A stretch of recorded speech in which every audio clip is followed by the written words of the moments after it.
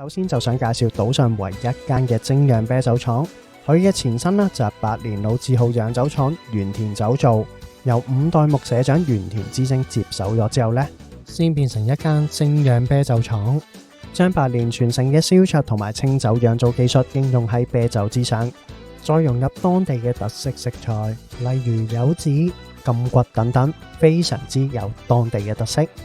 咁我哋叫嘅手工啤酒嚟到啦。咁其實咧，頭先呢個3款比一比啦，都係我哋自己揀嘅口味嚟嘅。咁同埋叫咗個一期油，哇，好香啊！嚟到呢度一期油配手工啤一流。咁頭先同原田社長傾一陣偈咧，原來呢一度咧本身咧佢係做燒酒起家嘅，我哋家族唯一只不過係改變咗係做手工啤嘅啫。試一試先，好香，係似我哋成日香港飲嘅花啤酒咁樣，好飲呢個。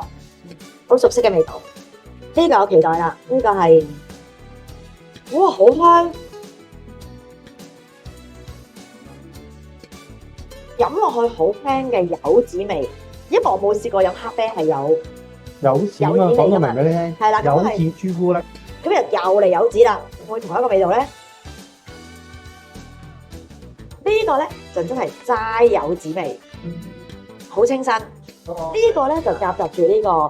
黑啤，咁呢3款啤酒咧都好清新。呢隻咧就我哋香港最 original 嘅手工啤酒味啦，花香味。呢個咧就係柚子嘅黑啤味。呢個咧就係好清新嘅柚子啤酒，溝得剛好喎，真係好似食緊牛柳咁樣啊，比牛柳更軟腍，即係肉汁爆出嚟，好香啊！我都聞，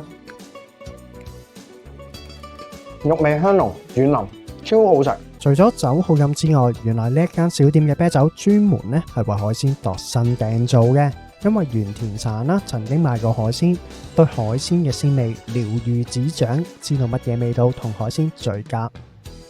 所以雖然鋪仔細細，都有供應唔少嘅海鮮小食。當中個人覺得最特別咧就係原田さん獨創嘅一期版 Fish and Chips， 用炸平整魚配炸魷魚圈。呢支嘅香味咧，好強烈，冇錯，係啊，好似飲緊果汁酒啊，我覺得有少少啫。係啊，呢個哇，呢個非常好味喎。哦，香啊，係，美味しい，美味しい。